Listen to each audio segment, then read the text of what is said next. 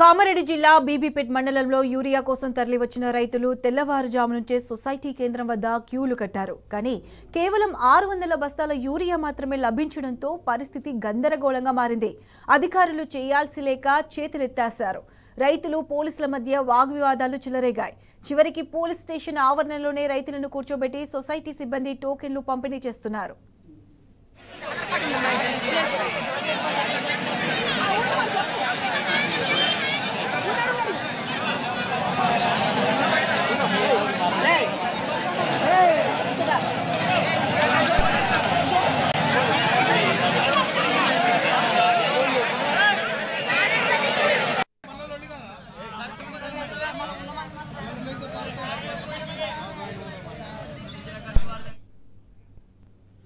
మెదక్ జిల్లా చేగుంట మండల కేంద్రంలోని రైతు వేదికలో సిఆర్పీఎఫ్ బలగాల మధ్య యూరియా సంచుల కోసం టోకెన్లు పంపిణీ చేస్తున్నారు.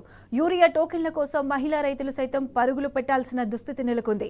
కేసీఆర్ హయాంలో ఆడబిడ్డలను ఇలా రోడెక్కించలేదని మహిళలు గుర్తు చేసుకున్నారు. ఇన్ని రోజులవుతున్నా రేవంత్ సర్కారు యూరియా సరఫరా చేయడంలో విఫలమైందని రైతులు మండిపడుతున్నారు.